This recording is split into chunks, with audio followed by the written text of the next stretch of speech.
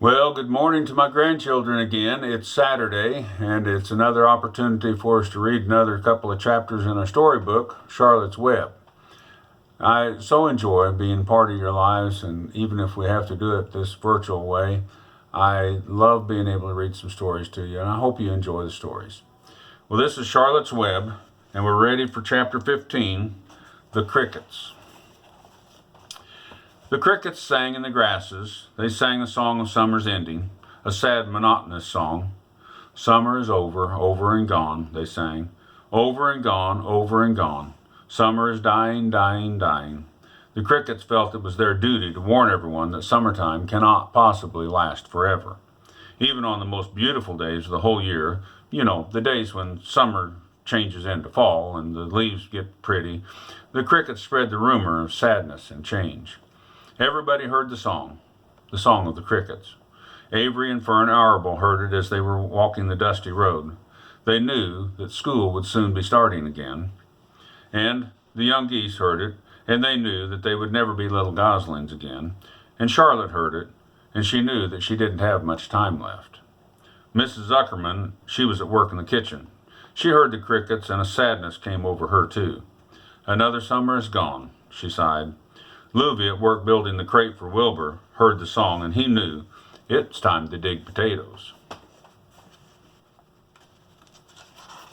Summer is over and gone, repeated the crickets. Over and gone, over and gone. How many nights till frost, sang the crickets. Goodbye, summer, goodbye, goodbye. The sheep heard the crickets, and they felt so uneasy they broke a hole in the pasture fence and wandered up into the field and across the road. The gander discovered the hole and led his whole family through, and they walked through to the orchard and ate the apples that were lying there on the ground. A little maple tree in the swamp heard the crickets sing and turned bright red with anxiety. Wilbur was now the center attraction on the farm. Good food and regular hours were showing results. Wilbur was a pig any man would be proud of. One day, more than 100 people came to stand in his yard and admire him, and Charlotte had written a new word, radiant. R-A-D-I-A-N-T. Radiant. And Wilbur really did look radiant as he stood at the garden in the golden sunlight. Ever since the spider had befriended him, he had done his very best to live up to his reputation. When Charlotte's Web said, "some pig," Wilbur had tried very hard to look like some pig. And when Charlotte's Web said terrific, Wilbur had tried very hard to look terrific. And now that the web said radiant, he did everything possible to make himself glow. It's not easy to look radiant. Wilbur threw himself into it with a full will. He would turn his head slightly and blink his long eyelashes, and then he would breathe deeply, and when his audience grew bored, he would spring into the air and do a backflip with a half twist. At this, the crowd would always yell and cheer. "How's that for a pig?" Mr. Zuckerman would ask, well pleased with himself. "That pig is radiant." Some of Wilbur's friends in the barn worried for fear that this attention would go to his head and make him all stuck up. But it never did. Wilbur was modest. It did not spoil him. He still worried some about the future. He could hardly believe that a mere spider would be able to save his life, and sometimes at night he would have a bad dream. He would dream that men were coming to get him with knives and guns, but it was only a dream. In the daytime, Wilbur usually felt happy, very confident. No pig ever had truer friends than he had, and he realized that friendship is one of the most satisfying things in the world. Even the song of the crickets did not make Wilbur too sad. He knew it was almost time for the county fair, and he was looking forward to the trip. If he could distinguish himself at the fair, maybe win some prize money, he was sure Zuckerman would let him live. Charlotte had worries of her own, but she kept quiet about them. One morning, Wilbur asked her about the fair. "You are going to the fair with me, aren't you, Charlotte?" he asked. "Well, I don't know," said Charlotte. "I don't know."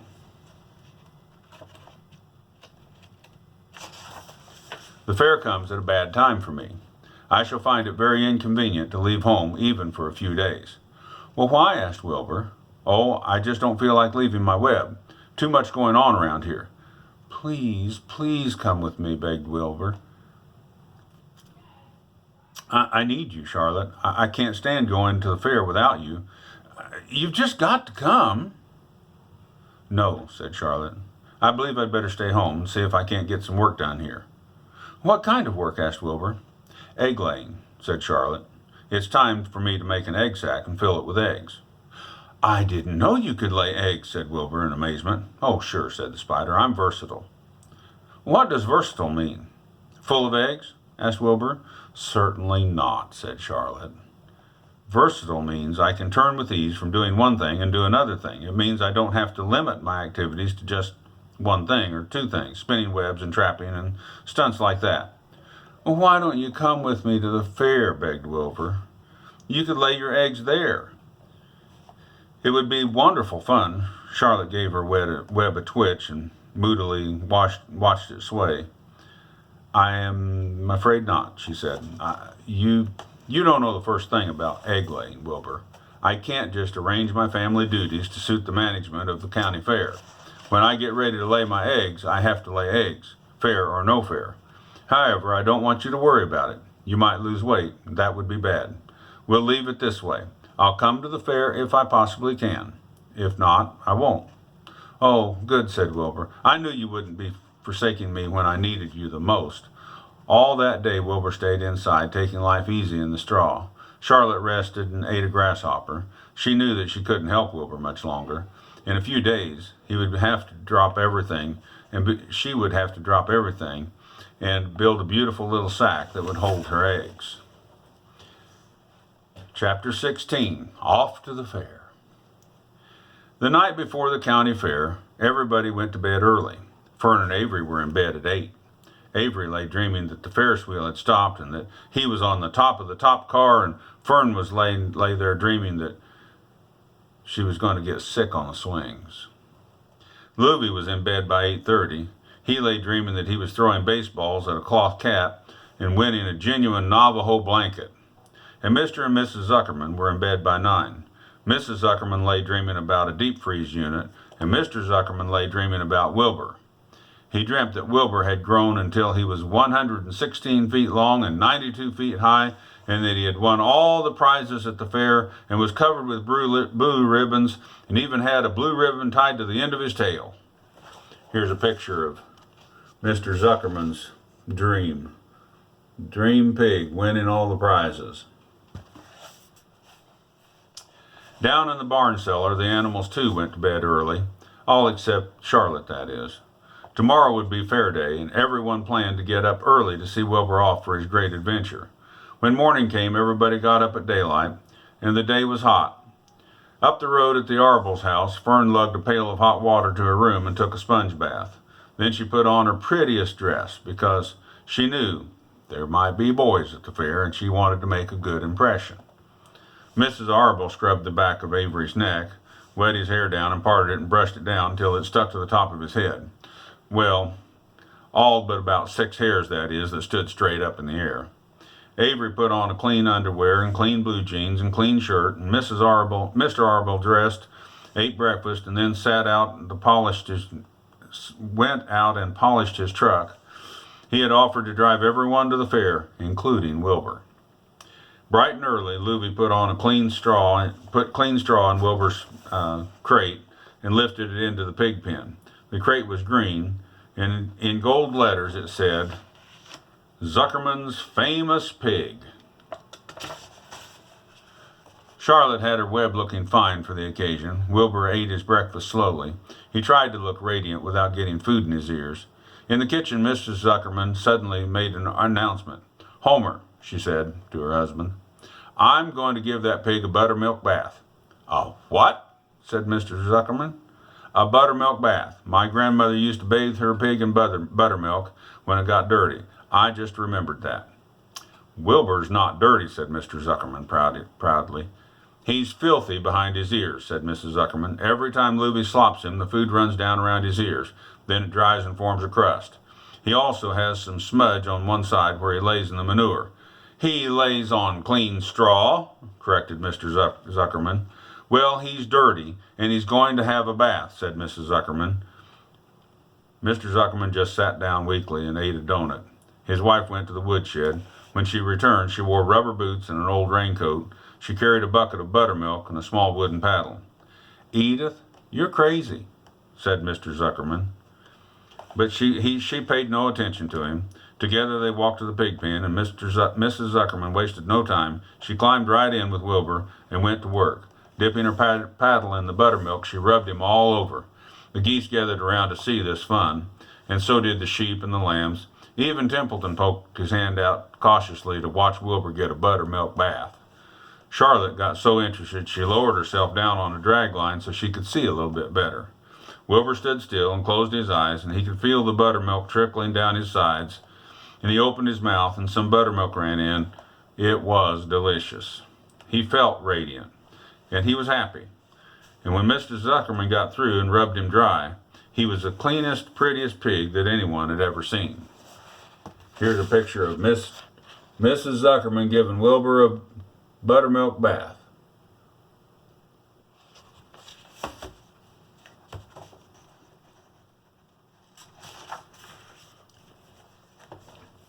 He was pure white, pink around the ears and snout, with a smooth as silk.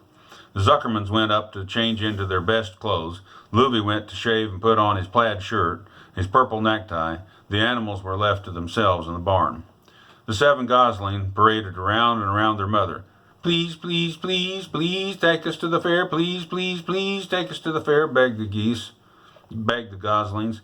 Then all 7 of them began to make noise. "Please, please, please, please, please, please, please, please, please." They made quite a racket. "Children," snapped the goose, "we're laying quietly at home. Only Wilbur is going to the fair." Just then Charlotte interrupted. "I shall go too," she said softly. "I've decided to go with Wilbur. He may need me. We can't tell what may happen at the fairgrounds. Somebody's got to go along who knows how to write. And I think Templeton better come too. I might need somebody to run errands and do some general work." "I'm staying right here," said Templeton the rat. "I haven't the slightest interest in going to the fair."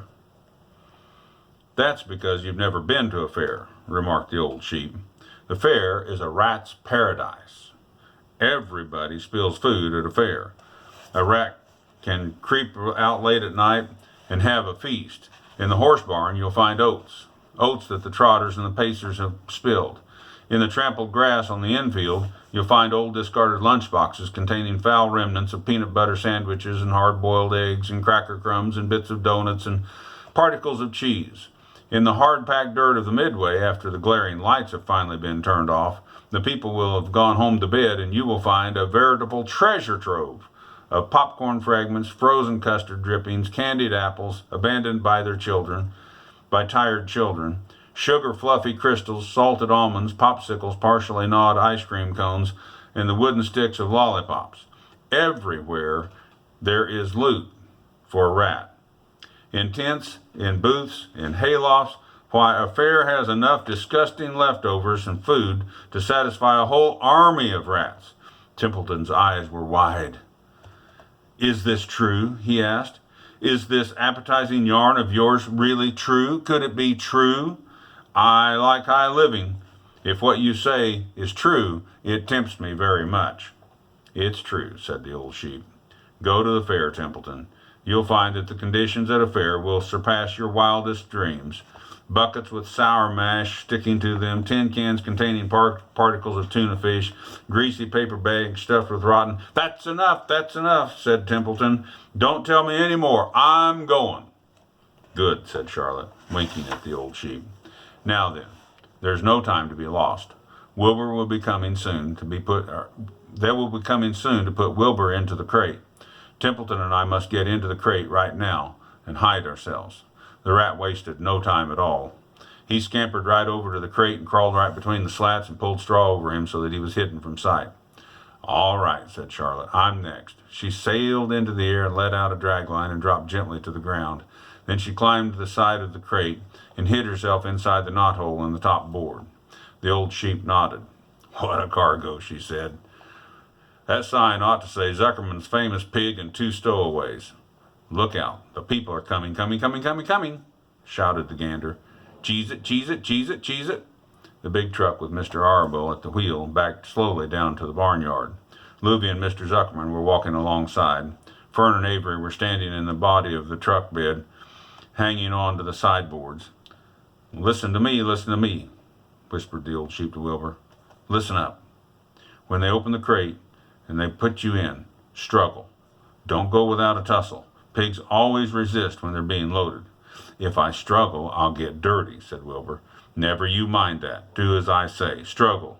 If you were to walk into that crate without resisting at all, Zuckerman might think you're bewitched. He'll be scared to go to the fair. Templeton poked his head up through the straw. Struggle if you must, he said, but kindly remember, I'm hiding down here, and I am in this crate. I don't want to be stepped on. I don't want to be kicked in the face or pummeled or crushed in any way. I don't want to be squished or battered about or bruised or lacerated or scarred or biffed. Just watch what you're doing, Mr. Radiant. When they get to shoving you in, remember I'm here. Be quiet, Templeton said to Sheep. Pull in your head. They're coming. Look radiant, Wilbur. Lay low, Charlotte. Talk it up, Geese. The truck backed slowly to the pig pen and stopped. Mr. Arable cut the motor off and got out. He walked around to the rear and lowered the tailgate. The geese were cheering. Mrs. Arable got out of the truck. Fern and Avery jumped to the ground, and Mrs. Zuckerman came walking down from the house. Everybody lined up at the fence and stood for a moment admiring Wilbur and the beautiful green crate. Nobody realized the crate already contained a rat and a spider. That's some pig, said Mrs. Arable. He's terrific, said Louvie. He's radiant, said Fern, remembering the day that he was born. Well, said Mrs. Zuckerman, he's clean, and that's good. The buttermilk certainly has helped. Mr. Arable studied Wilbur carefully. Yes, he's a wonderful pig, he said. It's hard to believe that he was a run of the litter. You get some extra good ham bacon, Homer, when he comes time to kill that pig. Wilbur heard these words, and his heart almost stopped. I think I'm going to faint, he whispered to the old sheep who was watching. Kneel down, whispered the sheep. Let the blood rush to your head. Wilbur sank to his knees, all radiance gone. His eyes were closed. Look, screamed Fern, he's fading away. Hey, watch me, yelled Avery, crawling in on all fours into the crate. I'm a pig, oink, oink, I'm a pig. Avery's foot touched Templeton under the straw. What a mess, thought the rat. What fantastic creatures boys are. Why did I ever let myself in for this? The geese saw Avery in the crate and cheered. Avery, you get out of that crate this instant, commanded his mother. What do you think you are? I'm a pig, said Avery. I'm a pig, tossing handfuls of straw into the air. Oink, oink, oink. The truck is rolling away, Papa, said Fern. The truck, with no one at the wheel, had started to roll downhill. Mr. Arville dashed to the driver's seat and pulled on the emergency brake. The truck stopped. The geese cheered. Charlotte crouched and made herself as small as possible in the knothole so Avery wouldn't see her. Come out of there at once, said Mrs. Arville. Avery crawled out of the crate on hands and knees, making faces at Wilbur. Wilbur fainted away. The pig is passed out, said Mrs. Zuckerman. Throw water on him. Throw buttermilk, suggested Avery. The geese all cheered. Louvie ran for a pail of water, and Fern climbed into the pen and knelt by Wilbur's side. It's sunstroke, said Zuckerman. The heat is too much for him. Maybe he's dead, said Avery. Come out of that pig pen immediately, cried Mrs. Arable. Avery obeyed his mother and climbed into the back of the truck so he could see better. Louvie returned with the cold water and dashed it on Wilbur. Throw some on me, cried Avery. I'm hot too. Keep quiet, hollered Fern. Keep quiet. Her eyes were brimming with tears. Wilbur was feeling the cold water and came to. He rose slowly to his feet, while the geese all cheered. He's up, said Mr. Arabelle. I guess there's nothing wrong with him. I'm hungry, said Avery. I want a candied apple. Wilbur's all right now, said Fern. We can start. I want to take a ride on the Ferris wheel. Here's a picture throwing water on Wilbur.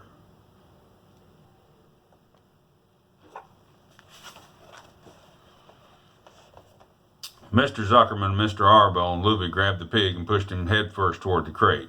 Wilbur began to struggle, and the harder the men pushed, the harder he held back. Avery jumped down and joined the men. Wilbur kicked and thrashed and grunted. Nothing wrong with this pig, said Mr. Zuckerman cheerfully, pressing his knee against Wilbur's behind. All together now, boys, shove! With a final heave, they jammed him into the crate, and the geese all cheered, and Luby nailed some boards across the end so Wilbur couldn't back out. And then, using all their strength, the men picked up the crate and heaved it aboard the truck. They did not know that under the straw was a rat, and inside a knothole was a big gray spider. They only saw the pig. "Everybody in," called Mr. Arable. He started the motor, and the engine ladies climbed in beside him. Mr. Zuckerman and Luby and Fern and Avery all rode in back, hanging onto the sideboards, and the truck began to move ahead. The geese were cheering, squawking and going on, and the children answered their cheer, and away everybody went, headed to the fair. And we'll read another chapter later. It's my opportunity to tell you, boys and girls, how much Grandpa loves you and how precious you are in the sight of God, and how glorious it is to be a child in today when you have such good parents that are taking care of you. And Grandpa loves you very much, and I hope you have a good day. Bye.